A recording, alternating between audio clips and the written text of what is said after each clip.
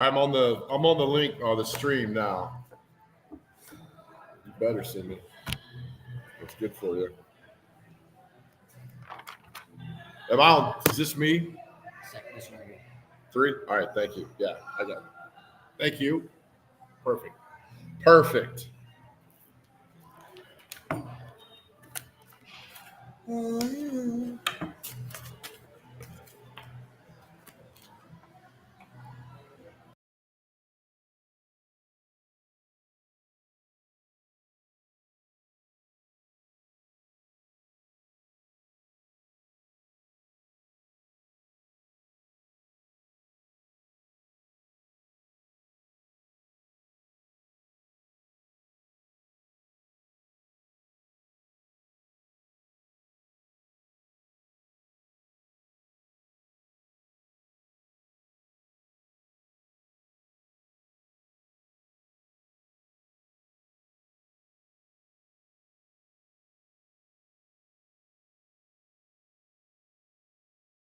All right, welcome into the Chase and Big Joe show, live from the Omni Nashville Hotel, downtown Nashville. It's a great start, which should be a beautiful day. It's froggy outside, but it's going to clear out to be a beautiful, sunshiny day. Isn't that a song by Johnny Winter? Is that his name? Anyway, welcome into the show. Chase will join us here just shortly, and we'll have a fun show for you as well. Titans off this weekend, the bye week. They'll be back next Sunday, take on the Colts. So college football will take front and center this weekend as the Tennessee Vols travel to Arkansas. Hey, buddy, I'm talking. Has the Tennessee travels to Arkansas to take on the Razorbacks on Saturday night. Let's bring in Chase McCabe. Hey, Chase. Hey there, Joe. How you doing? Sorry, that was my assistant who decided to take over and yell at you, so he'll be reprimanded later on. That's fine. No worries about that. Sorry I can't be there with you today. Yeah, what's going on today with you? Yeah, I'm just, not feeling great. And, so decided I would just stay at home base. Was it the Zaxby's that got you last night? What was it? No Zaxby's. No, wasn't that. So I don't know. Well, it's good that you're there you are. I see you now, pal. Look at you from your home studio there. International Predators hockey hoodie on. I like that. Welcome. Well, thank you. How's the Omni? Omni is fantastic as always. And let me tell you, it smells so good down here. So it is just the best smelling hotel in the country. That's one thing that makes the Omni special. Well, that's good. Because, our buddy Todd Rodemel, we see him, with air fresheners everywhere, making sure that he's got a can of Febreze everywhere. And our on-site engineer, Sean Mark, has set it up perfectly for us down here. So come down and say hi and see us. Everybody's invited except Mike Henry. So we'll have a fun show today that's on the way. 10:30, Chase, we have Billy D. Williams will join us, and we'll kind of put it out there. We've already taped and talked to him, and it was a nice interview, and we'll look forward to that at 10:30 today. He's in town for the big Star Wars convention. Are you going over there this weekend, Chase? I don't have plans right now, but you never know. I might. You're a big Star Wars guy, aren't you? I love Star Wars. Isn't your Tinder profile name Boba Fett? It is. What it is. There you go. You can search it. But let me ask you this question real quick. Who shot who first? Wait, not Greedo. Greedo's the one who shot Greedo. Oh, Greedo. That's it. My bad. Yeah. I don't know the Star Wars stuff. Yeah. I don't know. I think Sean. Yeah, Sean Ford, our general manager, shot Greedo. No, I think Han was a little bit ahead of him. Okay. But if you like to say, you got to stay one step ahead of the jailer, right? That's right. So Han knew what was happening, and then he was able to do that. So there we go with all that good stuff. Good times. All right, so let's get to it, right? We talked about this last night, our question of the day, because the death of Pete Rose has affected a lot of people in different ways, like I've never seen before in a celebrity, because it's a lot of it goes back to almost like the Steve McNair when he passed away, right? Because you're conflicted with all that went on. And with Pete Rose, it's a different kind of thing, but it's still you're conflicted because he was a great player, but then he was suspended by baseball and all that goes on and on. But I'm telling you, man, I haven't seen social media like this ever, because it's full force now, unlike it was when McNair passed in 09, is that people are really, this is affecting a lot of people. And I see a lot of things, guys, Chase, my age, talking about, well, I used to sit around and watch that with my dad or with my grandfather. And when you get emotions involved like that, it takes to a next level. But it's just the reaction to the death of Pete Rose has been something. Yeah, it has. And like, I've thought a lot about it, but I think because in doing what we do, the biggest debate for a very long time has been, should Pete Rose be in the Hall of Fame? And I thought John McClain said it great yesterday of, had he just admitted it at the time, he probably would be in the Hall of Fame. Like none of this would have happened. But and so you kind of thinking about that of, if it ever happens, he won't get to see it. His family will, but he won't. And then like you said, there are a ton of fans, just baseball fans. But I mean, when you asked this question last night, I immediately, there were two that just were very quick for me. And they happened within like 2 years of each other. The first one was May of 1999. And if you've been watching the Mr. McMahon documentary, this is talked about, but Owen Hart passing away very tragically at an event. He was supposed to rappel into the ring. The harness broke and he fell to his death in the ring.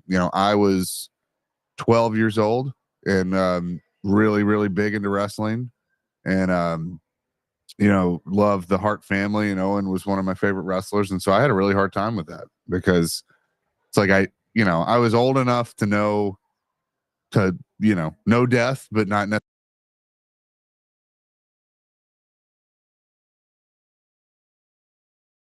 I obviously had a really hard time with that one. So those were two, when I was young. And then Jimmy Buffett just a year ago. Like, right. Yeah. I mean, you and I talked about that. Like, it still doesn't seem real that Jimmy Buffett's not here anymore. No, and that's one that really affected me. And I go back and, that's our question today. Is there been a celebrity death that's affected you in a way you didn't think would happen? 615-737-1025. I got Buffett. To me, is just every summer I would check the tour schedule. Like, all right, where's he going to go? Where are we going to go see him? And this past summer was just odd for me because I'd still go there. I'm like, all right, where's he going to be? I just didn't realize. Like, I met the guy one time. And it's not like we're best friends, but I met him one time and years ago. And it was something odd, look at the tour schedule and seeing, oh, well, he's not going to be on tour this year. But I go back, I get two more for me is that when I was, just out of high school, when Lynn Bias died, I'm telling you, man, for a lot of us back then, because there was no social media, all we had was ESPN. When Lynn Bias died, a day or two after getting drafted second by the Celtics in 1986, this sounds odd. But because Lynn Bias, the way he died, I would never try cocaine. And that's just a weird thing. I would never. I've been offered. We all have been offered drugs throughout our lives. I would never, ever, ever do cocaine because of what happened to Lynn Bias, and it affected me in a different way. Of like, oh my goodness. So that's one that did that for me. And so mine are Lynn Bias and Jimmy Buffett. That really affected me mentally and emotionally and things like that. But that's why. So that's why the Pete Rose thing, Chase, has just been. It's not refreshing, but you see guys go on there like, oh, it reminds me of my grandpa and my dad and my brother. They're no longer with us, but I'd watch the games. We'd talk about it. So if it elicits some kind of good memory in your head, unfortunate that Pete passed away, but there's memories that we have that are good memories of things. And to me, that's one of them. 615-737-1025. That's our phone and text line, driven by WilsonCountyHyundai.com.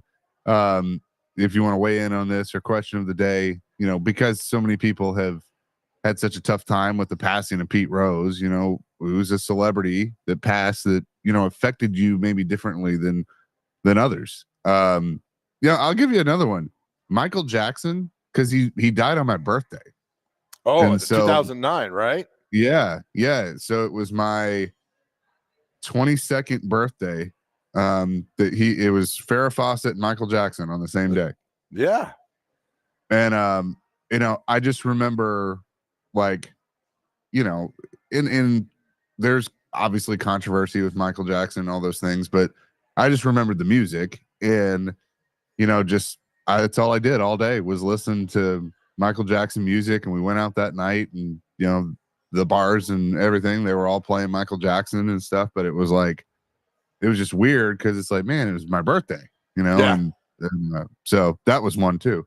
Yeah, that's on our text line 3703 says, and this is one, Chase. We were together when we found the news out about Frank Wycheck. We were in Florida, the Titans game, and it put this sadness over because we both knew Frank pretty well, and that was like, oh man. And the guy was just a legend when the Oilers moved here in '97, and people gravitated towards him, and he became kind of a local legend in the community. That's another death. That's really one that hit a lot of people hard when Frank passed away last December. Yeah, for sure. 615-737-1025. We will get to your calls and texts on this coming up next. Also, we'll get into some college football, a couple of Titans topics as well as we go along. Joe is at the Omni Nashville Hotel today at Kitchen Notes, as we always are on a Thursday. It's Jason Big Joe, 102.5, 106.3 The Game.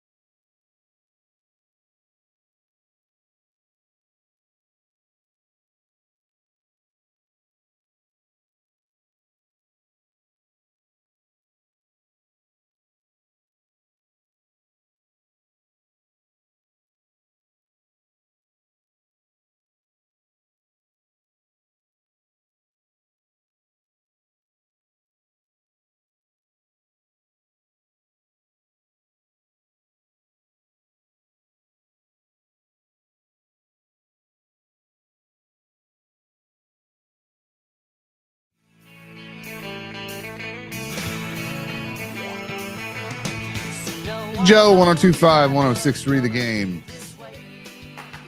Here on this TV-themed Thursday, little friends. Joe is at the Omni Nashville Hotel at Kitchen Notes. Joe, how many bowls of oatmeal have you had? I'm on 4 now. Attaboy. Thank you. But they're really small bowls. They're like shot glasses. There you go. Our question of the day is? What celebrity death has really affected you in your life? We're talking about the death of Pete Rose and how, a lot of people have gone to social media and talked about, the memories of Pete Rose watching him play baseball with their dad or grandpa or something. And, the eternal debate about whether or not, and you talked about this, Chase, earlier, which is that's the number one sports talk show topic of all time. Should Pete Rose be in the Hall of Fame? And we've talked about it for years about all that. And just want to get your reflections, everybody. 615-737-1025. What celebrity death has affected you quite a bit? Joey from Bellevue says the Ultimate Warrior and Bray Wyatt passing sucked big time. I grew up watching the Ultimate Warrior, and the Fiend, Bray Wyatt, got me liking wrestling again. Those are good ones. I mean, Bray Wyatt and I are the same age. He passed away about a year ago. Unexpectedly. The Ultimate Warrior, interesting thing there. I went to New Orleans to WrestleMania when the Ultimate Warrior was put in the Hall of Fame, WrestleMania 30, and he died like 2 days later. He was walking out of his hotel. He literally was walking out of the hotel in New Orleans and just collapsed. Good Lord. How old was he again? 35? Well, that was Bray Wyatt, but no, Warrior was, okay. I mean, probably in his 50s, something like that. So pretty crazy. Let's see, Marlon in Murfreesboro. Robin Williams, oh, that's a good one. Died 4 months after my father in one of his early albums. Reality, What a Concept was one of the things that got me through it. That was a good one. Really, because I think that was so unexpected. But now that you read the, like the year that led up to all that, your heart breaks for Robin Williams and his family because of that. Yeah, and look, I mean, Robin Williams is a prime example of why we end the show the way we end the show. That's right. Talking about mental health and all of that. Exactly. Chris says, excuse me, Lady Diana hit me as she was the same age and was so young. There's a few in here for Princess Diana. What's crazy about that, Chase, that was he tied in sports to this. That was the Oilers' first game in Memphis. They're taking on the Raiders that Sunday, and it happened that Saturday night. So we all went down Saturday night, woke up late that night, got the news that she had passed away. So Sunday, I always think about the Tennessee Oilers' first game in Memphis is paired with the passing of Princess Diana, and was like, oh my goodness. But gosh, yeah, that was August of 1997. I'll never forget. My mom is like all into the royal family and like she's obsessed with it and stuff. She was distraught, like a lot of people were when it happened. Then I'll just never forget watching, clips of the funeral and the two boys going up to her casket and the salute and all that stuff. And It's crazy to think, they're all grown with kids and stuff now, but yeah, I mean, Lady Diana definitely won. Josh says the one that hit me the hardest over the years was a 3-way tie between Heath Ledger, Paul Walker, and Chester Bennington. Oh, I don't know who Chester Bennington. The lead singer of Linkin Park. Oh, yes. Oh, yeah. Yeah. So that was a good one. Yeah, those are ones. Chris Cornell as well. I mean, those are celebrity deaths that their music means so much to so many people, and it's just devastating when they're no longer here. Yeah. Here's a couple of. I mean, I'm surprised this one hadn't come up yet. Michael and Madison. Kobe Bryant, my favorite basketball player ever, in the Mamba mentality of how he went about it, not just in the game, but his whole life, inspired me to try and give 110% no matter what. And now, especially after he's passed. That one, well, I was with my friend. I was with a bunch of friends, and I got on my phone and looked at Twitter and started seeing it. I was like, there's no way this is true. Right. Like it was one of those that's like, you don't want it to be true. Like you're reading it and you're like, please tell me this is just wrong. And I read it and the car got silent. And it was just like, and obviously not just him, but his daughter and everybody else on board, and the helicopter just was. And another one that's kind of the same, Payne Stewart, 2758 is Payne Stewart. Like, I remember that. I just watched a documentary on him. Can I, and not to say, look at me. Payne Stewart died on my birthday in 1999. And oh, wow. I got a tip that Payne Stewart, his agent, was also on that plane. His agent was from Winchester, Tennessee. So that day, me and a reporter, a guy named Wisdom Martin, drove to Winchester, Tennessee, and interviewed Payne Stewart's agent's parents. And he was on that plane. And they were older. They couldn't have been any nicer despite what was going on. And I felt icky being there, having to talk to them. But they're the ones that reached out. And I just did not, it's like, your son just passed away in this tragic this airplane accident. And they were like, we're going to celebrate our son. We're going to celebrate him. He was a great man. And I don't know, it was a very surreal moment for me in my career to sit there with Payne Stewart's agent, his parents in Winchester, Tennessee, doing this interview after their son. When we were there, they got the phone call on how exactly when they knew that he died. And then they got a phone call telling them that there had been fighter jets had scrambled up in the air to see what was going on. There was nobody in the cockpit. It's like they all, right. And the plane flew on autopilot. And the dad put the phone in and told us the phone call he just got. And I was like, how am I here in the middle of all this? So the Payne Stewart thing, yeah, it hits me in a different way because there's multiple people on that plane that died. Did they so basically what happened was it depressurized, right? Something like that, and the cabin depressurized, and maybe some carbon dioxide. I don't remember exactly, but something along those lines. And they just it's a tragic, tragic story. Yeah, it definitely is. And if you haven't, there's a couple of documentaries, but there was one that was on the Golf Channel not too long ago. I highly recommend. Mike in Lebanon says Stevie Ray Vaughan. Yep. That was early 90s. That was 1990. Yes. Yeah. Here's a good local one. Dylan says Mark Howard was a local one that really got me listening to sports radio ever since I was a teenager. That was tough. I mean, you worked, with Mark. Yeah. Obviously as competitors for a long time, but Mark was so just a big fixture in Nashville sports, and I think that hit everybody hard when he passed away. It did, and he was down the dial on the radio, which they had him and Frank and Kevin Ingram had just an amazing, powerful. I mean, that show that Frank and those guys did was powerful back in the day. And, and Mark was good. He was always very gracious to me in the career. I went to him for advice, good Lord, 78 times at least, and was always good. And was always reached out. We communicated quite a bit. And that was tough, man, because that came out of the blue. I remember you texted me that day, and I was like, nah. I think that's the problem, Chase, is all these celebrity deaths. And we don't mean to make the show, folks, today like, oh, what a downer. But these people somehow positively impacted your life. And we like to be positive and talk about all that. But that's the thing. Is like, I think what makes it worse is when these people that have positively impacted our lives, when they pass away like that, so suddenly and out of the blue, it hits differently. It really does. That's like for me with Lynn Bias, for you with Dale Sr. and all those things that went on. It just hits differently. But yeah, Mark, that's a tough one. Wes and Hermitage can make us laugh a little bit. For what it's worth, I tried to text y'all the celebrity death that touched me and accidentally sent it to my next client.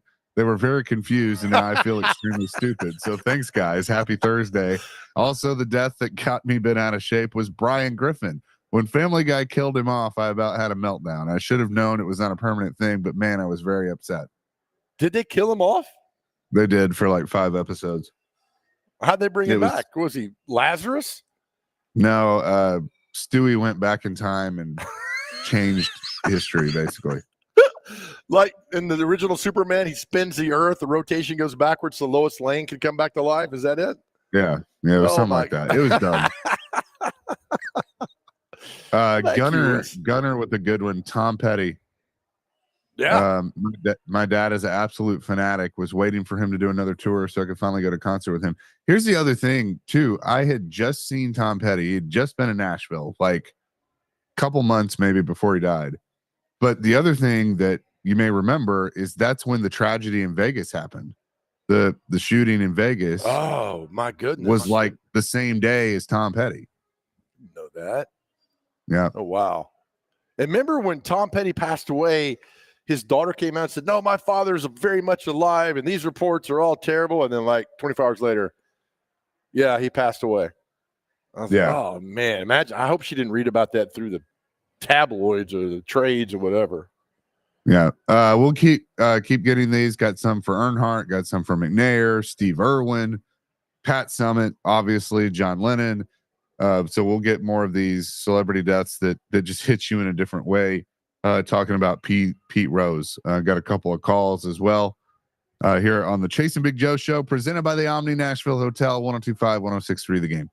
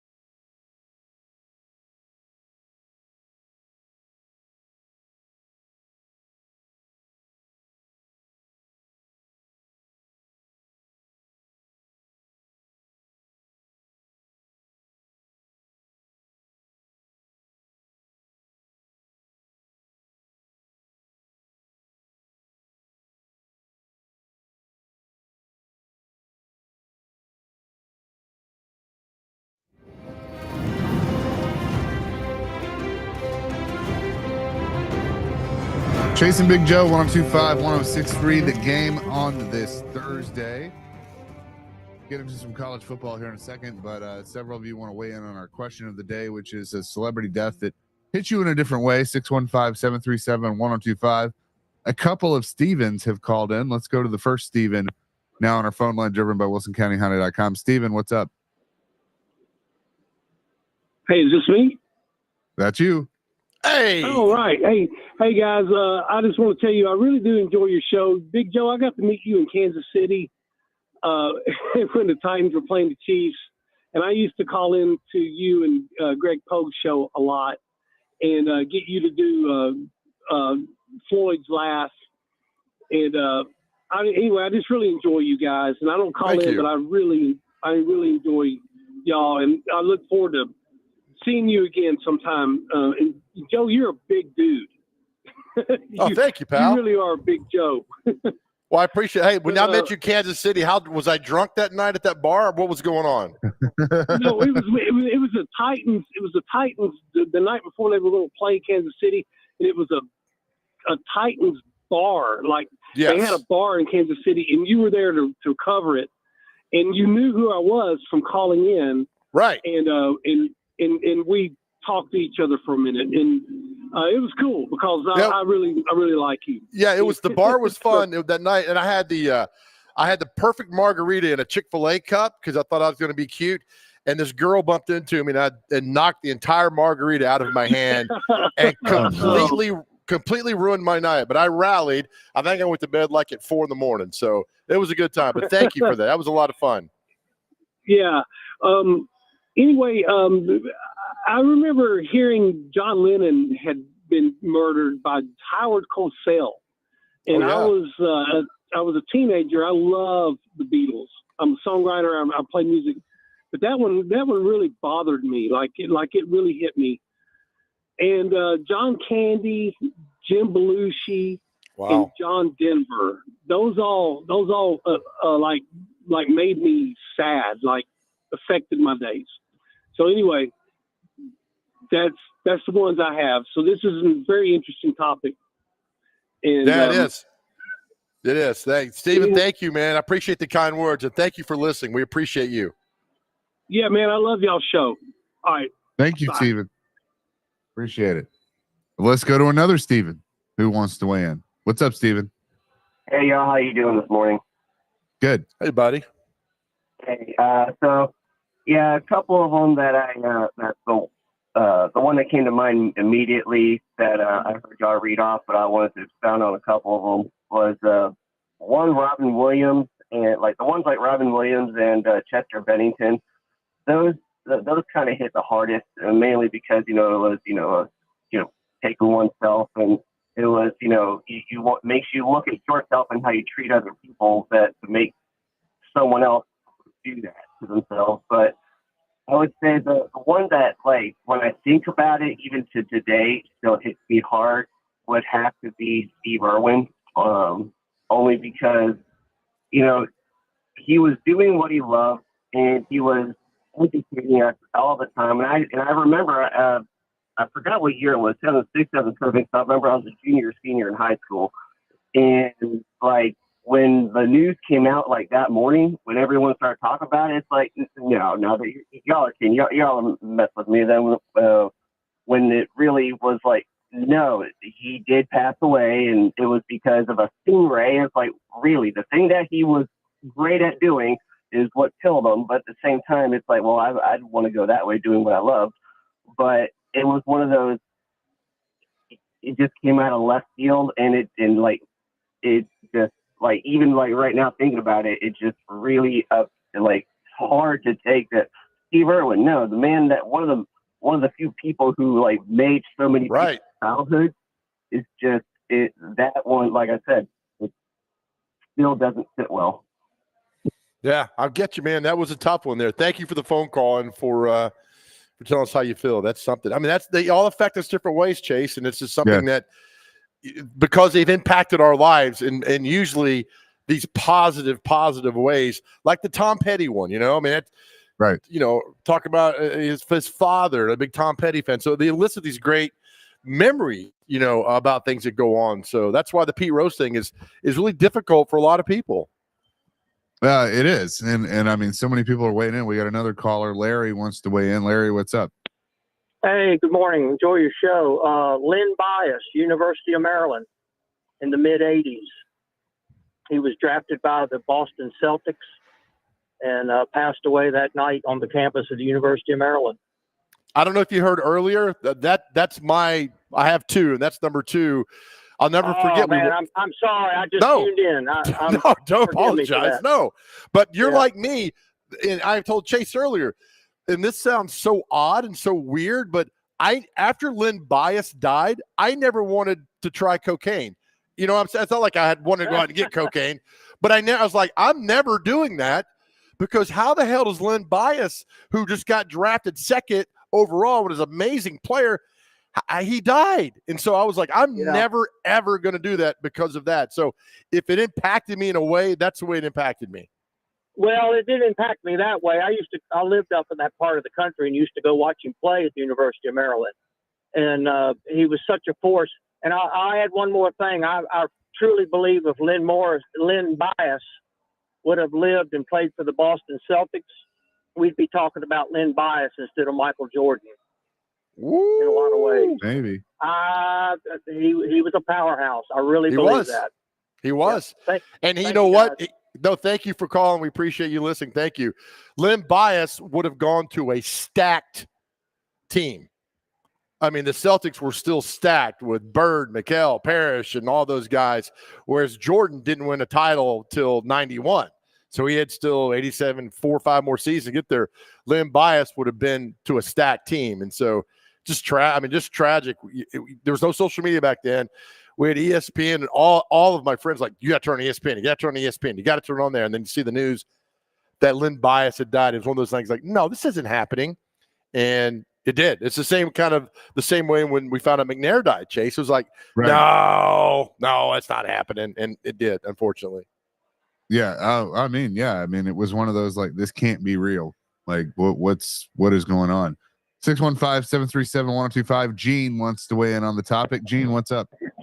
Good morning, guys. Well, I got two. First of all, more recent was Pete Rose.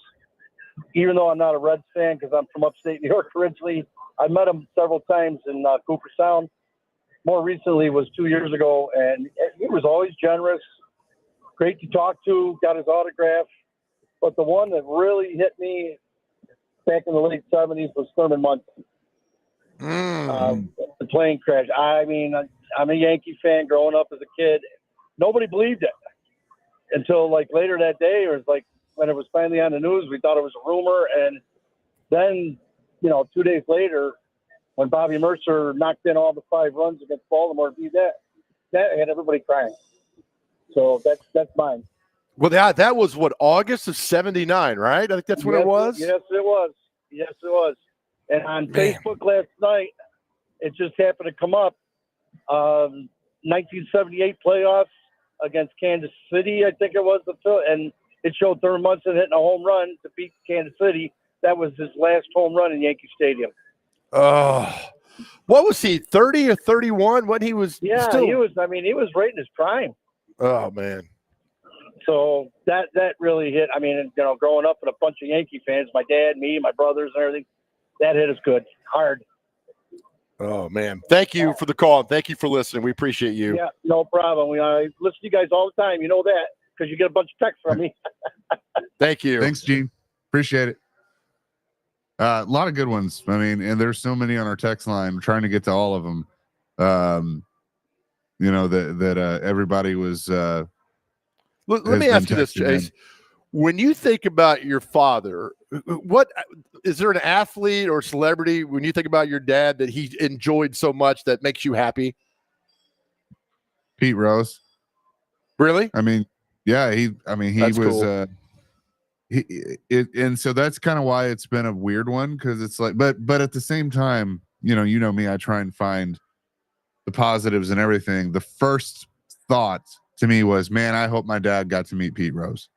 Like, that was kind of the first thing that I thought of. But yeah, I mean, Pete was one. You know, I mean, there's he loved. I saw your post about Snake. Like he loved Kenny Stabler because he was a big Raiders fan. So you know, Stabler was one. George Blanda. He talked about George Blanda all the time. Man. You know, John Madden. I mean, there were several of that era that my dad loved. So, you know, those are just a few. I mean, I'm sure there's more if I think about it. Right. But 615-737-1025. We will shift gears into some college football. We'll get back to this in hour number 2. Great participation. We always love participating with you guys and the calls and the texts and everything. Joe live today at the Omni Nashville Hotel. It is the Chase and Big Joe show, and Dr. Crane is at the Busy Bee Plumbing, Heating, and Air Conditioning Game Nashville Studios, home of the $99 yearly Beehive membership, where the buzz is always about great service.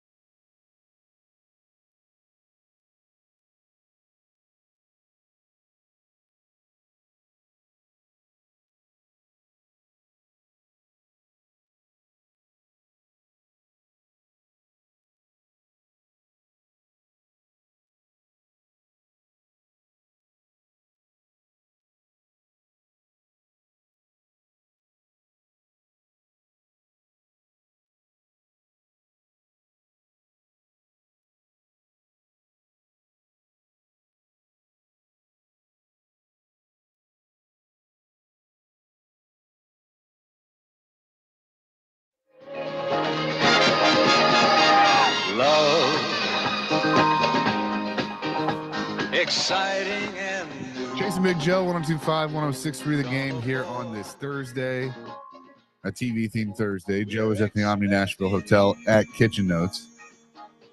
And Joe, this is what I love about our listeners. We're going to move on to something else, and everybody wants to keep talking about this. Our question of the day. Yeah, what celebrity death has really affected you in so many ways, coming off the unfortunate death of Pete Rose. And that's the thing, if people want to express their feelings, and we're grateful that we have this opportunity, this platform to let all of you guys call in or text in and talk about how you feel and how things affect you when that celebrity or athlete, whatever, it passed away. Because whether we like to admit it or not, we're all affected in different ways by people that, we look up to that have passed away. Charles Barkley had always said, no, athletes aren't role models. I 100% disagree with that. And I think Charles has kind of walked that back throughout the years. But you talk about the Pete Rose and the Steve McNairs, and the Lynn Bias. But, as far as singers, Tom Petty, you and I with Jimmy Buffett, and on and on and on. So these are DNA. It's part of our lives. So it's kind of therapeutic to hear people call in and talk about how they feel as well. I want to read one we got on X. Tennessee 615 said, Steve McNair's death, and let me tell you why. I was with my high school sweetheart for years, and I'll be honest, I was not faithful at all. After I heard what happened to Steve, I stopped cheating, and I haven't cheated since then. We actually ended up getting married and having a child. Wow. That's powerful. It's like you and Lynn Bias, how Lynn Bias affected you. It's the confliction part with Steve, and we all love Steve, but we know how he died and why he died, and it's that internal struggle. And that's the same thing with like a Lynn Bias. It's like, my goodness, you had all this ahead of you. Why would you do that? But we are all, nobody's perfect, man. And that's what I always look back. Nobody's perfect. And the Lynn Bias thing, that's how it affected me. Back to the phones. A lot of you want to weigh in. 615-737-1025. Bud wants to weigh in on a celebrity death. Bud, what's up? Hey, good morning. How are you? We're What's good. up, Bud? All right. Hey, Joe, how are you? I'm good, Bud. It's always good to hear your voice, especially when you turn down your car radio. No, I'm going to turn it up loud. December 31, 1972, Roberto Clemente. Oh, yeah. A lot of people probably don't know who he is, but he was on a humanitarian relief for an earthquake in Nicaragua and went down in the ocean. Just had his 3,000th hit. But how did you find out Clemente passed away back in 72? Because like I said, there wasn't the internet and all that other stuff. How did you find out? News. Like the next day? Walter Crime guy, next day. Yeah. I was a young man then. Or a young kid. I was 12. Wow. And I always had a thing. I thought he's probably the best right fielder to ever play baseball. And he just got, like you just talked about, but he's got his hit number 3. He has 3,000 hits, and that's where it ended for him. Talking to those that knew him, that played baseball with him, and he was just one of a kind. And he was probably most likely at the tail end of his career, maybe when he was 38. But the man could play, and the circumstances in which he passed away were sad. I've got 4 or 5 Clemente books. I've always been a big fan of his. Don't ask me why. I just was attracted to him. I get it, man. Bud, thank you, pal. I miss you and hope you're doing well. Well, we are. Thank you so much, and y'all have a great day. Thank you.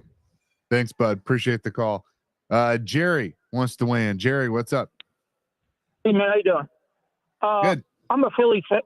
Okay. I'm a Phillies fan, so obviously Charlie Hustle, I remember as a kid, man, him jumping into bases like Superman head first. Nobody did that. Only he did that.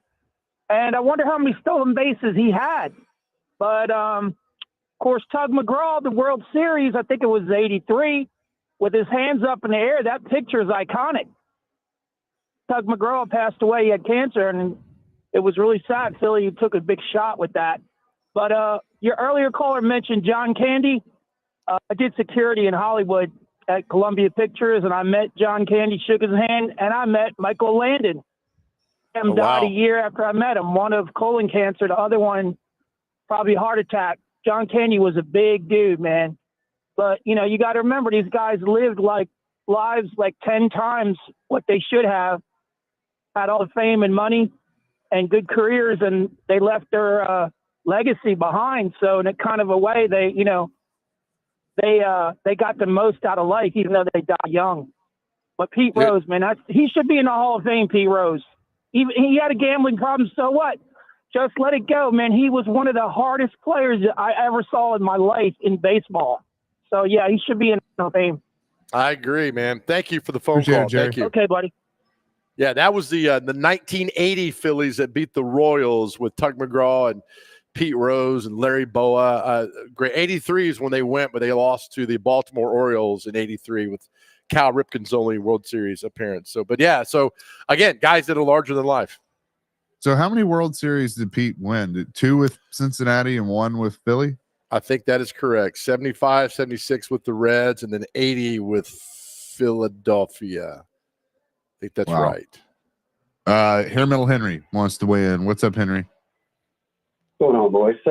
So growing up in the 80s, man, starting to play guitar, man, when I heard Stevie Ray Vaughan died in that helicopter crash, that was crushing. And my buddy Jeff LaBar played for the band Cinderella in the 80s. Of course, he's not famous today by any stretch of the matter. He actually used to go around saying, "Hey, don't you know who I used to be?" He was pretty funny. And I don't know if you guys ever met Jeff at any of the parties or anything, but he was such a solid dude. And when he passed, that one was crushing. But obviously, here in the last year, at number 89, when Frank left. So, and I'll tell you a funny story about Frank if I can have a minute or so. Sure. And you Yeah, guys go ahead. know Frank. This sums him up to a T. He calls me one day. He's just bought one of those curved 4K TVs, like 85-inch, and a brand new Xbox. And he's like, "Dude, you got to get over here. Madden football, Black Ops, PGA Tour. These things are awesome." So like, all right, cool, coming over. Get to the house, and we go into his room over there where he's got the TV. He turns this thing on, and man, you could hear the angels singing. I mean, it was incredible. He's like, "What game do you want to play first?" I'm like, hell, let's just play PGA Tour. That sounds fun. He's like, "All right, cool, great." I'm like, "Frank, where are the controllers?" He's like, "Oh, yeah, I'll be right back." He comes back with the Xbox. It hadn't even been taken out of the box yet, still wrapped. And he says, "I was hoping you would hook it up for me." Did you? Seriously? Go ahead, Joe. I didn't hear you. No, did you hook it up for him? Well, somebody had to. If we were going to play the stupid thing, he couldn't do it. Good to talk to you, boys. Have a good one. All right. Thanks, Henry. And got that Joe is in the Frank house. to a T. That is Frank to a T. 100%. And he did it with a smile on his face. I'm sure. Yeah. Well done. Oh, very, very good. Great participation. Appreciate it. Hope, and I hope it helps everybody feel better. Just kind of talking about this stuff. It certainly helps us. So we will continue to get into that and much more in hour number 2. Chase and Big Joe, 102.5, 106.3 The Game.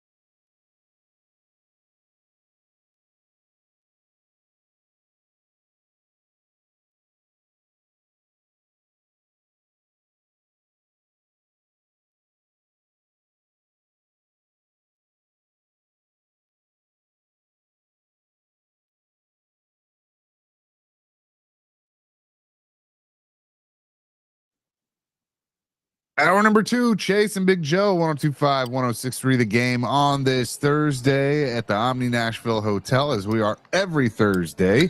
Always enjoy that at Kitchen Notes. A cool event coming to our city at the Ryman Auditorium. Of course, we always love the historic Ryman Auditorium. Brad Williams, comedian, will be there tonight, and he joins us now in the program. Brad, good morning. How are you? I'm doing great, and just want to say apologies not only to you guys. I know we were supposed to do this interview yesterday, but also to the sports fans that are like, wait, a show at the Ryman? I want to hear more about Mason Rudolph. So I get it. I totally get it. You're listening to you guys because you want those hot Mason Rudolph takes. Will Levis's shoulder survive? I don't know, but now you got to hear me talk about my show tonight at the Ryman Auditorium. And for those of you who don't know my name and you don't recognize it, if you've ever been on Instagram and a dwarf has talked to you, that was me. I don't know what that says about your algorithms. That's totally fine. I'm not going to ask any questions. But yeah, and I'm doing a stand-up comedy show tonight, Ryman Auditorium. I'm aware of the significance of this wonderful place, of this wonderful venue. I was raised on country music. I know about Loretta Lynn and Johnny Cash, so I'm aware, and I'm aware I'm about to desecrate that venue with some 4-letter words, and I'm thrilled about it. That is fantastic. What a way to intro it. So I mean, there probably will be a little bit of that. You walk on the stage and you recognize where you are and the significance of it. Oh, how could there not be? I mean, the stories, the walls, if they could talk. I mean, it used to be a church. Now it's one of the best venues in the world. And because of that, because it's one of the homes of country music, there will be some surprises at the end of the show. I'm not allowed to reveal what those are, but just know that it's not hard to get people to get off their butt and come to a place like the Ryman Auditorium. So we should have some fun in the end. And so you're going to see a stand-up comedy show, and then what happens after that, not sure, but you will for sure see an amazing stand-up comedy show. What's it like? Sorry, Joe. Go ahead. Go ahead. No, I was going to say, just you're at the Ryman tonight, and then I got to think back, Brad, when you started your career, the first venue you ever played, the journey. I got to think, do you step back and like, what the hell's going on here? Because I would. Yeah, no, there will be those moments of like, you don't think that you can get to a place like the Ryman Auditorium when you're doing open mic nights and a bunch of drunks are heckling you and they're getting mad because you just turned off the NBA playoffs, and to have a bunch of less than 1 year in comedians start yapping at you. Yeah, you don't think you're going to get to that point, but it's that blind ignorance that you don't understand that the odds are stacked against you that makes you keep going. And now to be here, dude, I flew my mom out. My mom, who does not like my comedy. I will be perfectly honest. I say a few too many words that she doesn't approve of, but she knows about the Ryman. She's aware of the significance, and to see her baby boy on that stage, she's thrilled about it. So yeah, like this is a big night for the Williams household. You might see a dwarf cry on stage tonight, which I don't know if you're aware, but I'm pretty sure that's worth 3 wishes. So yeah, come to the Ryman tonight. Get your wishes for Mason Rudolph to turn into Peyton Manning. Let's go. No, that's a great wish. We're talking to Brad Williams. He's at the Ryman tonight. Brad, if you didn't do comedy, what would you be doing? I'd probably be a doorstop. I'm 4'4", man. It's not. No. I was going to college actually. When I actually dropped out of college to do comedy, but when I was going to college, I wanted to be a sports broadcaster. I wanted to essentially do what you guys are doing. And so don't worry. When I dropped out of college to do comedy, we didn't lose a cancer cure. We're good. But thankfully, I've gotten to do a few things. And on Sunday, my football team is the Denver Broncos, so I accept your condolences. And basically, on Sunday, I'm going to go to the Broncos Raiders game, and they're going to let me up in the radio booth. And so I'm going to finally do essentially what I went to college for, and I'm thrilled about it, man. So this job has been great. This is definitely like a bucket list weekend. I get to play the Ryman Auditorium and then call a Denver Broncos game. So I could not feel more fortunate. I could not be happier. And this life is an absolute trip. Oh, that is amazing. Brad Williams is with us. He's at the Ryman Auditorium tonight at 7:00. You can get your tickets at ryman.com. So was there like a specific moment for you where you kind of realized like, hey, I'm pretty funny, maybe I could do this? Well, being a stand-up comic, I never really knew. Now you have like 9,000 podcasts that will tell you like, do an open mic night. Here's how you construct a set. Here's how you find open mic nights. We didn't really have that back when I started. I didn't really know how to start. I was in the audience of a stand-up comedy show with my dad, and the comedian on stage started making dwarf jokes, and half the crowd is laughing, and the crowd that's sitting by me is like, like kind of like pointing me out, and the comedian notices and says, "You guys aren't laughing." He goes, "What, is one of them here?" And I raised my creepy little hand in the air and said, "Yeah." And he called me up on stage and he started asking me questions. And I wasn't trying to be funny. I just answered the questions honestly, but my answers got laughs from the audience. I remember he asked me I was 19 years old at the time, and he goes, "What do you do for a living?" And I'm a 19-year-old kid growing up in Orange County, California. So I said what we all did at the time, which was I work at Disneyland. Now, when a dwarf says they work at Disneyland, that might get some snickers from the audience. And they did that, and then I turned to them and said, "Shut up, I'm not one of the 7. And that, see, it's still funny. 20 years later, it's still funny to this day. So, so that was the time that made me go, holy crap, that felt amazing. That felt really good. And then I immediately started calling around and trying to, like, literally calling up comedy clubs that have national touring headliners and say, "Hey, I've never done this. How do I start?" So that's like, but you do it because you love it. You don't do it because you think you're going to achieve fame, fortune, whatever. You do it because you truly enjoy it. And I'll be honest with you, I'm more comfortable on stage than I am off. But I will be there at the Ryman Auditorium. And if you want to meet me, the doors open at 5:30. I will be out in the lobby. I'm trying to say hi to just about everyone there, just to thank them for this crazy opportunity and this crazy night and this really historical achievement in my life and career. So I'll be in the lobby. If you guys want to come take a photo or something, I'll be there. I have one rule. If we take a photo together, one rule, very simple rule to follow. You can't pick me up. You have no idea how many people see me at 4'4" and think, well, I have to lift him. I'm 40. I'm a dad. Don't pick me up. Okay. That's the rule. Oh, we're talking to Brad Williams. He's at the Ryman tonight. He will be the door greeter at 5:30 tonight. You might get some tips too, Brad, like cash tips if you open the door for people. I'm totally fine with that. They will all go into my daughter's college fund. I don't think I really have to worry about it. My daughter is both Asian and a dwarf, so I'm pretty sure she gets in just so she could be on the brochure. So I'm not worried about my kid. Like, come on, man. Asian dwarf female, she's in. Yeah. But I will be there. I will be out front. I will be saying hi, kissing babies, taking photos of people, and then hopefully providing them with a night they'll never forget of stand-up comedy, and then a little something special afterward because it's the Ryman, and you got to go all out at the Ryman. You have to. Brad Williams signed at the Ryman. Brad, tell us, Nashville's become a hotbed for comedy, has it not? Oh, 1,000%.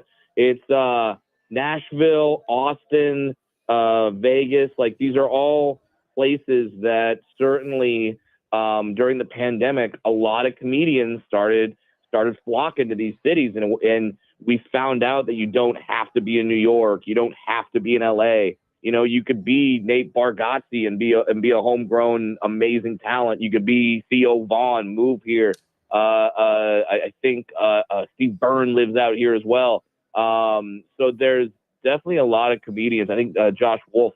So like there's a lot of comedians that moved out here, and plus with a comedy club like Zanies is such an awesome comedy club. I hope the people of Nashville know what gem they have in their city, and they go quite often. But not tonight. Tonight, go to the Ryman Auditorium and see me. Brad, you are in Baltimore Saturday night. How are you getting to Denver so fast on Sunday? Listen, man, my plan is to not sleep. I found a direct flight, and the game is at 2:00. You're flying from east to west, so you know I'm going to gain 2 hours. So I'll be good. I'll be good. I may have to butt chug a Red Bull, but at some point I'll be good. Oh, that is great. Brad Williams is with us. He's at the Ryman Auditorium tonight at 7:00. Brad, this has been great. Thanks so much for doing this, and good luck to your Broncos on Sunday. Hey, thank you guys. I'm really happy that you guys are doing well in like, you know, the Titans, you guys are obviously rebuilding. You are rebuilding. You got rid of King Henry, and you're still kind of trying to figure out the quarterback situation. But hey, man, I'm a Broncos fan. We won the Super Bowl in 2015, and we've been rebuilding ever since. So just be patient. You're still an exciting team, and I hope Tony Pollard gets all the touchdowns this year because he's on my fantasy team. So go, Tony. Very good. Thanks, man. Appreciate it. Hey, thank you, guys. See you at the Ryman. Absolutely. Brad Williams tonight at the Ryman Auditorium. Very, very funny. 7:00. You can go to Ryman.com to get your tickets. Appreciate Brad for joining us here on the show. If your last name's Williams, you're a guest on the show today. Billy D. Williams from Star Wars, Lando Calrissian, will join us at the bottom of the hour. Looking forward to that. I have more coming up next. Chasing Big Joe, presented by the Omni Nashville Hotel, 1025, 1063 The Game.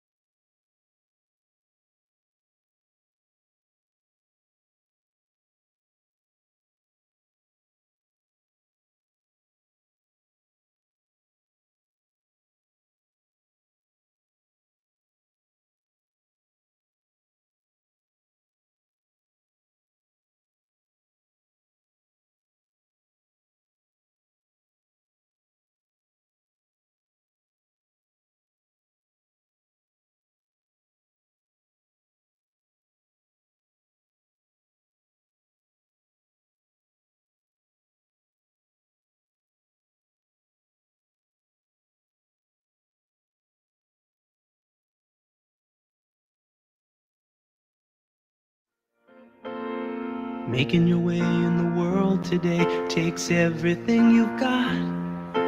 Chasing Big Joe, 102.5, 106.3 The Game here on this TV themed Thursday. Joe is at the Omni Nashville Hotel at Kitchen Notes, probably on bowl number 6. That is.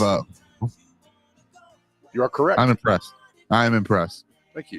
Who's on with us now? We get Brad Williams was hilarious. I don't know if our next guest can be as funny, but we always love Mike. Yeah, he's just as important. Mike Organ from the Tennessee joins us. Mike has the latest information on the passing of Pete Rose. For those who don't know, Pete Rose was in town in Nashville Friday, Saturday, and Sunday, and he passed away on Monday. Mike joins us now. Mike, what's the latest about the passing of Pete? Well, the coroner yesterday, I believe, released the details of what killed Pete, and let me see if I can find it because I don't want to miss.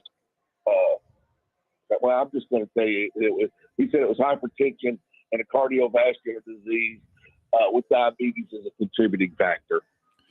I can't pronounce the cardiovascular disease. Did he fall ill? Because I saw some were like, well, he got sick really Sunday night. And then if that's the case, I don't know why they'd put him back on a plane to Las Vegas on Monday. Did you hear anything about that? No, I didn't. I did hear that some thought that maybe he died here while he was still here Sunday night. There was some speculation of that after he passed. But I spoke with somebody when I did the story on Monday that said that he did make it home okay and that he passed in his sleep. And they found him the next morning. So it was very soon. I mean, it wasn't like the following day, the afternoon or anything. It was pretty close to when he left here. And the people I talked to in the story that I wrote obviously said that most of them said that he did not look good, that he was distant, kind of aloof, and certainly did not look like he was in the kind of health that they had seen him in. And they had been to that show. He'd been there 5 years in a row, and they had seen him the previous 5 years, and they said he didn't look good. So, I think that, maybe it had started that afternoon. We're talking to Mike Organ from the Tennessean. How much, if any, interaction did you have with Pete over the years? I met him one time, and when I said I was from Nashville, the first thing he said was, our old farm club was the Sounds. Like it's like immediately he knew, the connections with the Reds and with the Sounds. So what were your interactions like with him? Well, but to that point, Chase, Mark Austin was one of the guys I talked to for my story. And he said he met him one time in Las Vegas. And Pete said, where are you from? And he said, Nashville. And the first thing Pete said was Larry Smitto. So, yeah, that kind of a similar story. In 2013, Kevin Ingram and I were invited over to Adelphia Field, which, of course, is Nissan Stadium now. And Pete had spoken to a group over there. It was an invitation-only kind of group, a business group, and they gave us about all the time we wanted with Pete. We were there with him for about 30 or 45 minutes. Wow. And my interaction was great with him. The three of us just kind of sat and chatted for a little while. And the story I did at that point was that he was associated with baseball again, though he wasn't supposed to be. He was banned from baseball. It was kind of in an unofficial capacity because young players at that time were reaching out to him. And, he was obviously replying and giving advice. And it was kind of cool, and baseball didn't take any action on it. He wasn't charging for it or anything like that. But he told me some of the advice he was giving, some of the players that were reaching out to him, and how it kept him involved in baseball, even though he wasn't supposed to be involved in baseball. And then I didn't see him again until a year ago Sunday at this card event, and I was out there to do a story on the possibility of a major league franchise coming to Nashville. And I'll just be honest, guys, I spoke to a lot of players, and I saw Pete, and he looked so bad, I didn't even bother to talk to him. So I thought he looked really bad a year ago. But this didn't really catch me by surprise. But those were the two main interactions I ever had with him. I never had any interaction with him when the Reds were the parent club of the Sound, because we had other Sound beat writers, but I did have those two interactions with him. Mike Organ is with us from the Tennessean. So now that Pete has passed, I guess the simple question is, do you think they ever let him in? I can't, part of me hopes they don't, because that would just be cold-blooded, I think. But the part of me, I'd like to see him in. But I will say this: one of the guys I talked to that talked to him, I think they won this year because he wasn't very talkative this year, but I think it was in 21. He got him to sign something that had something about the Hall of Fame on it. And he said, "Here, I want you to sign this because in my mind, you're a Hall of Famer."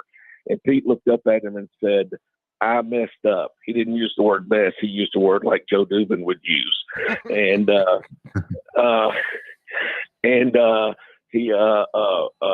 so that kind of tells me there that Pete had kind of come to terms with it, which kind of makes me feel good. You know what I mean? I mean, at least at that point in his life, this last part of his life, he had resolved that issue, because that's all he said. He didn't go into any detail. Just said, "I effed up." So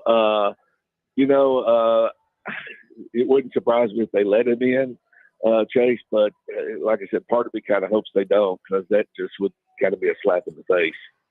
Mike, you talked to the guy that organized the Music City Sports Collectible event last weekend, and he had that iconic photo of, I think it was George Foster, Dave Concepcion, a few others were in there from the Big Red Machine. What did he say about that photo? Because, I mean, come on, that is an iconic photo, and less than 24 hours later, Pete Rose is dead.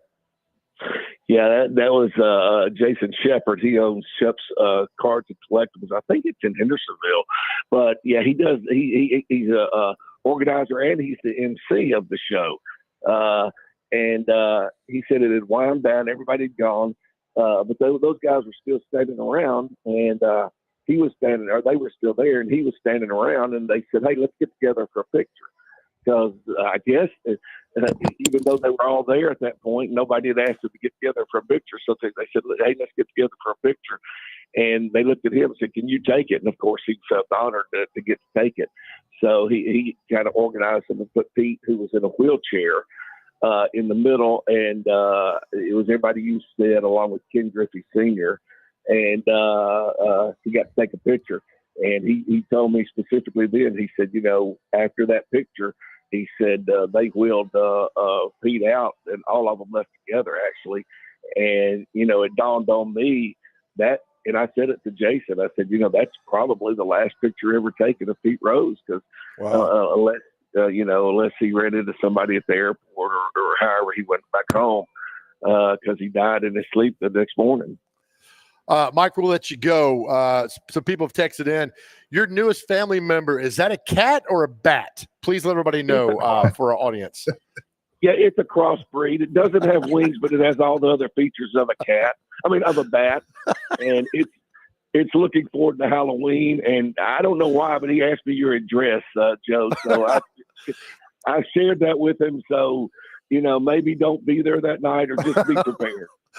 For those of you who know, Mike, in the goodness of his heart, found and for better words, a dirty, homeless, hungry 8-week-old kitten outside of Taco Bell, and you've adopted it. And like every other pet that we adopt, Mike, has totally changed your life.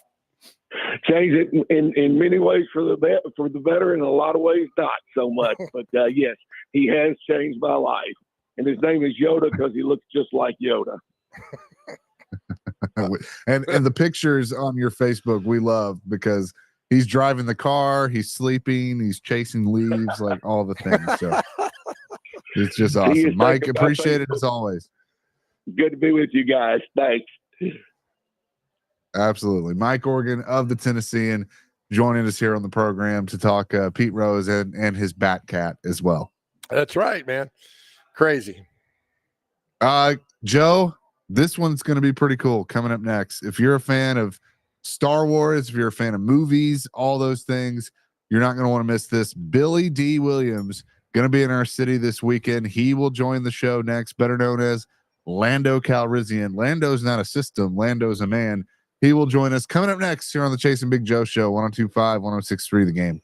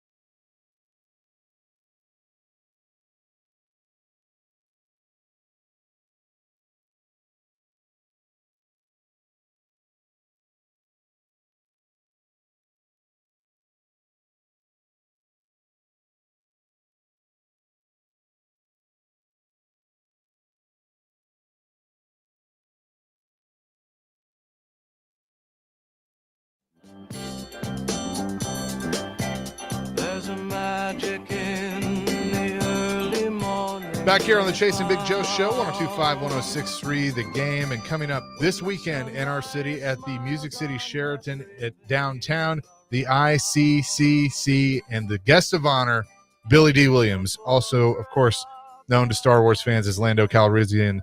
Billy is on the line with us now. How you doing? I'm okay. It's a nice morning. Well, good. So, and that's always good. Absolutely. Good to have you on with us. You coming to Nashville and getting to meet all these fans. Star Wars Empire Strikes Back came out in 1980. You've played this role of Lando Calrissian for so many years. How special is it for you to be able to come to an event like this and interact with so many different generations of fans? Well, it's always nice to meet the people that have given me the support through the years. So it's always something I look forward to. When was the last time that you were in Nashville? It's been a while, but each time I've been there, I've always enjoyed it. Yeah, we're looking forward to you coming this weekend. When you do that, and like Chase was asking me, the different generations of fans, it's got to be cool because did you have any idea, sir, when you did this back in 1980, how iconic, how popular not only the franchise is, but your character would be? Well, it's pretty fantastic. It's a phenomenon, really, when you think about it.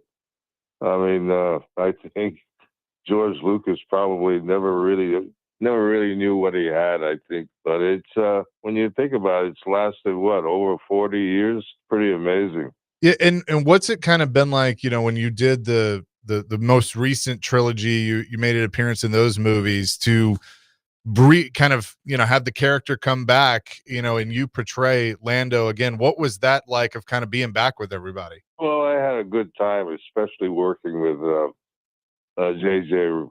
Abrams. So it wasn't expected, but I had a really wonderful, pleasant experience. What do you remember about, when you first took the role in your filming Empire, working with that cast? And, they had done the first movie and all of that, but what do you remember about working with everyone? Well, especially working with Irv Kirchner, who was the director, was a big a plus in my life because I had always admired him as a filmmaker.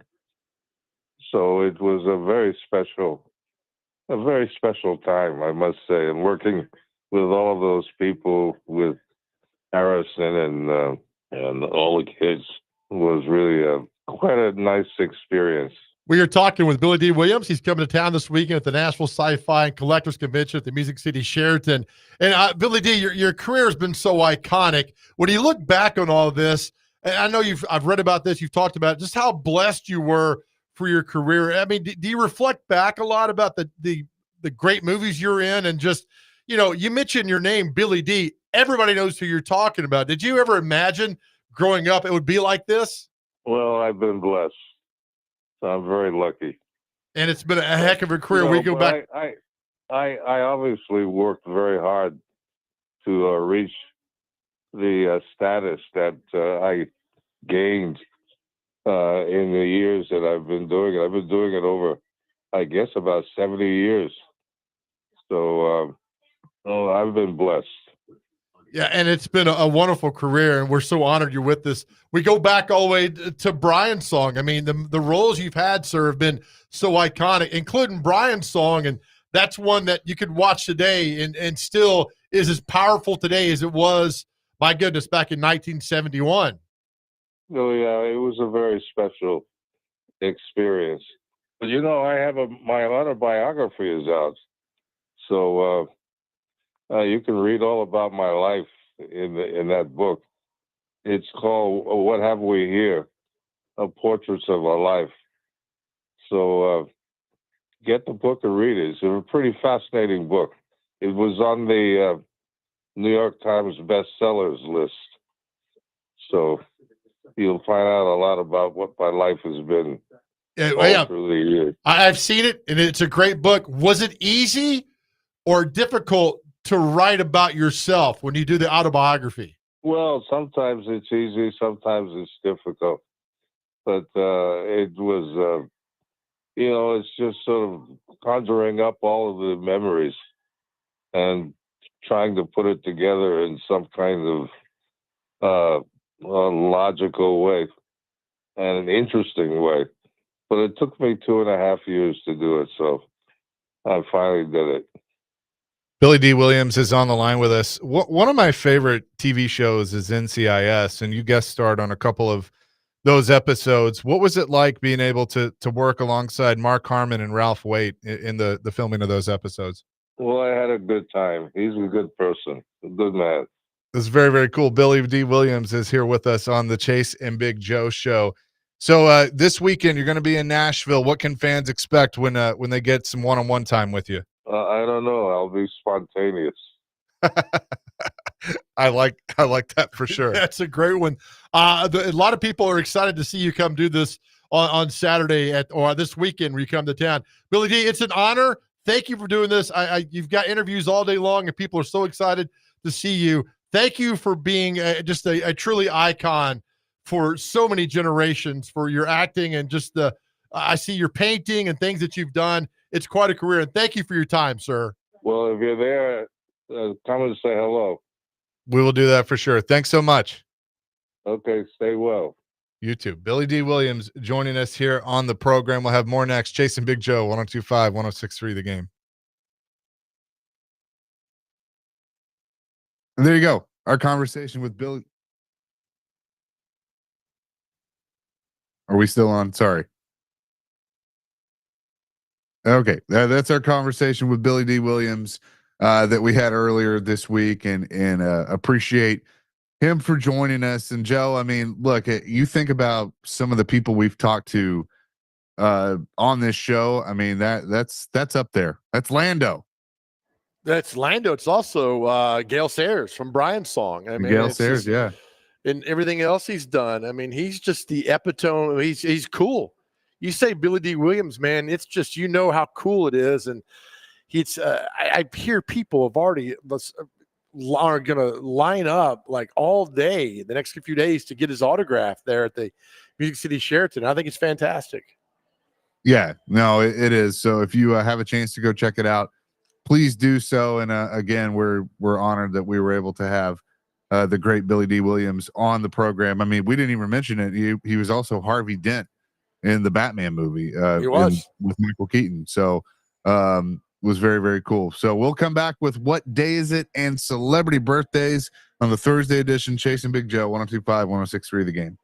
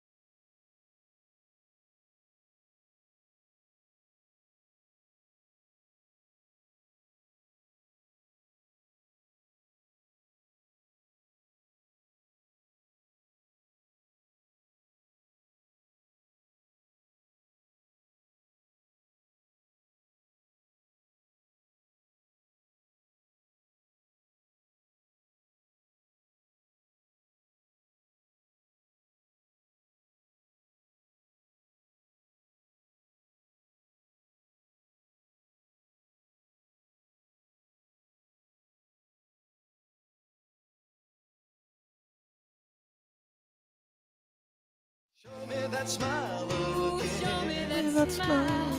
Don't waste another Jason Big Joe, 1025, 1063 The Game here on this Thursday. Appreciate Billy D. Williams for joining us. Big show. I mean, Mike Organ was obviously the most famous of all our guests today, but no doubt, mainly because of Scott. That's right. He's big in Rayon City. He'll send that bat cat after you. They'll tell him what's going to happen with There's the bat no cat doubt about bite you. that. That's right. No doubt about that.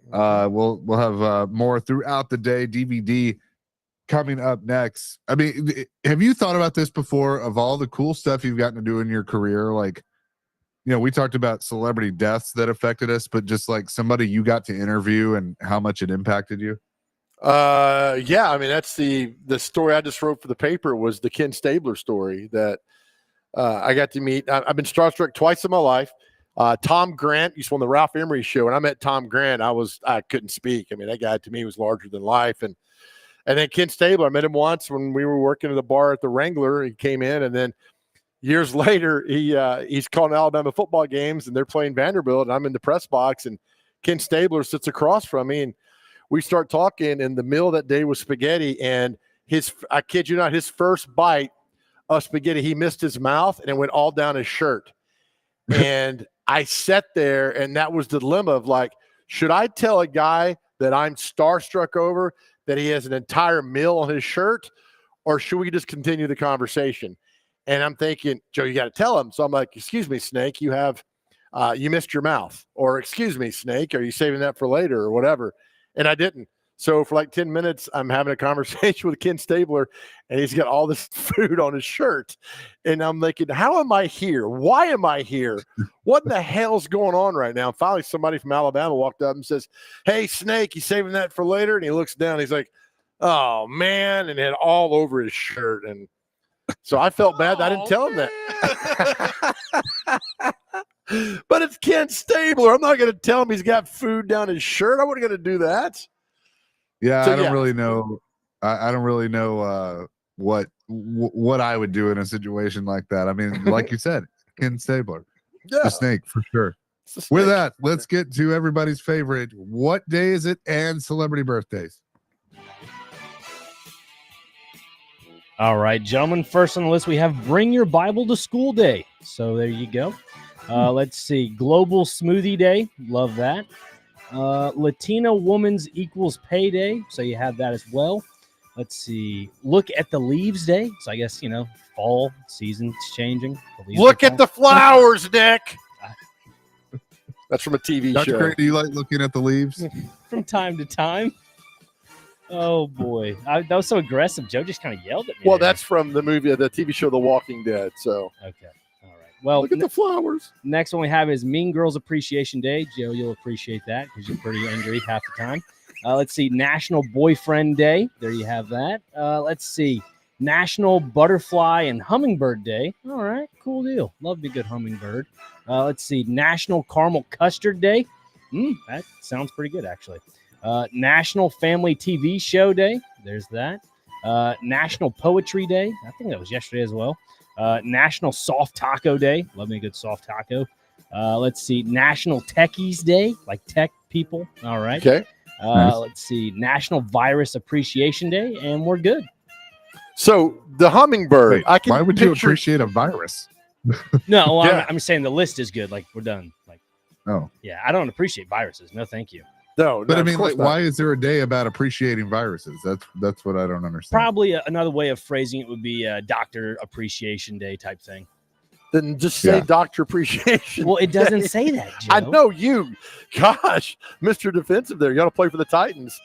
Look, let me ask you this, Dr. Crane. The hummingbird thing, I could totally see you on your front porch with coffee on a nice, crisp fall morning, looking at your hummingbird feeder going, gotta fill that back up.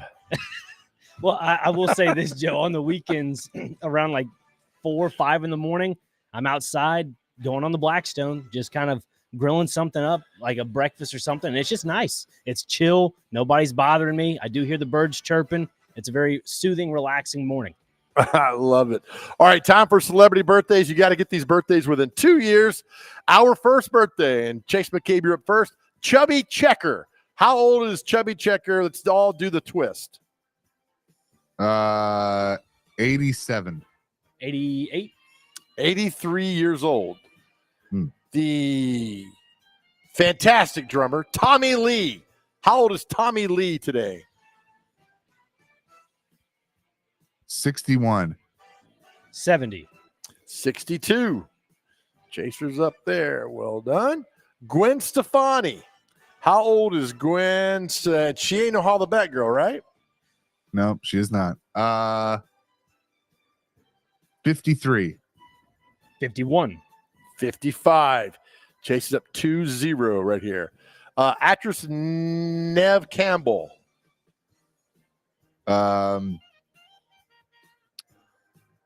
45. Any notable movies there, Joe? That awful movie Skyscraper with The Rock. Oh, okay. 48. She's 51. What was that movie that Wasn't she in Scream? She was in Scream, yeah. Yeah. Scream, 45. Dr. Crane.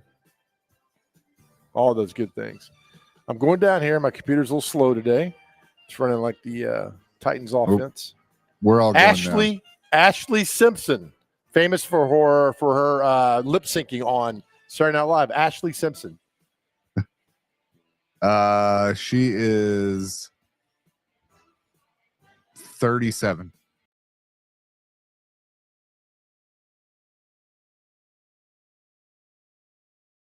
Lindsey Buckingham of Fleetwood Mac, a very close friend of Chase and I. Oh, yeah, he waved at us. 77. 72. 75. Chase up 3-0. The blues singer, Nashville native Keb Mo. Not Nashville native, he lives here. Keb Mo. 60. 65. 73. Actor, comedian from Whose Line Is It Anyway? Greg Proops. 62. I love that show as a kid. That was great TV. 68. 65. You guys split it again. Actor Clive Owen. 58. 64. 60. Chase hitting singles. He's up 4-0. Singer Kevin Richardson of the Backstreet Boys. 47. 50. 53. Singer G Love. 49. 53. 52. Dr. Crane's on the board. It's 4-1. Actor Sean William Scott was in American Pie and Dukes of Hazzard. Didn't he shoot the dart gun in Old School that hit Will Ferrell in the side of the neck? Yeah. 50. 53. 48. Chase is up 5-1. Chase is methodical today, man. Like that. Taking your time. Rapper ASAP Rocky. Shout out to Rick Merritt. I'm going to say 38. 37. 35. 5-2. Al Sharpton. 87. 74. 70. We're down to 3 birthdays. Chase up 5-2. Dave Winfield. 68. 70. 73. Fred Couples. 54. 60. 65. Our final birthday, Dennis Eckersley. Oh, nice. 65. 62. 70. Chase wins 5-2. Goodness, what an awful game today it was. Well, thank you. Thank you for that encouragement, Joe. You're Yeah, the but you best. hit singles. I mean, you won. The fans wanted a home run, and then neither one of you two could provide that. So Yeah, get your money back, fans. The Braves couldn't do that either, so that's okay. They did. Well, they did some last time, but then they lost. That's That is right. going to do it for us. We're back at it at 9 o'clock tomorrow. DVD coming up next. We appreciate all the participation every day. You guys are wonderful. We love our listening audience. Thank you for the interaction every single day. As we close our show every time, to our guys out there, if you are struggling and if you're going through a bad time, it's okay to feel not okay. I'm telling you this every day. On your cell phone, you can dial 988. Please reach out. Please talk to someone. There's help available everywhere. Please do that. Know that our world is a better place because you are here. And as we always say, God has you on this earth for a specific purpose and a journey, and that you are tremendously, tremendously loved. Please know that. Amen to that. Peace, love, rock and roll. DMase, Vingan, and Daunic coming up next. 102.5, 106.3 The Game.